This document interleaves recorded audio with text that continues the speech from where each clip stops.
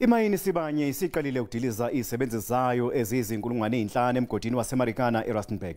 Lemayini yamemezela ngoMandulo ukuthi ihlela ukudiliza izisebenzi njengxenye yokuhlela kabusha kuyona Lemayini eyabe yaziwa ngeLonmin. Umakhala Mahobo neminyaka engama-34 ubudala odabukela impopho ungomunye walabo abadiliziwe. Lo baba wengane imbili waqala ukusebenza kule mayini eminyakeni eyisikhombisa edlule kodwa kwengeshwa inkontileka inqanyulwe namhlanje. We received the letter on this Wednesday. It told us we're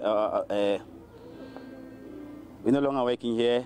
We affected. We've been forcibly retrenched. They're going to call us if there's any movements, but then we don't know how long we're going to stay at home.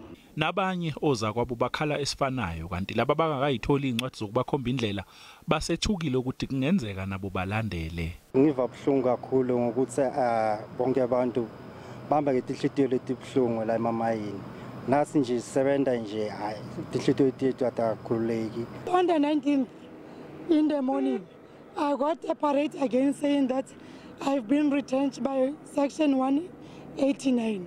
This review unfortunately concluded that certain shafts which had been in operation since the 1960s and 70s at the Marikana operations had reached the end of their operable lives, putting approximately 5,270 jobs at risk. Ezinye izisebenzi seyivele zitholile incwadi kuleli sonto. Lemayini ayizange iqinisekise ukuthi inani lisami ezinkulungwane ezinhlanu yini.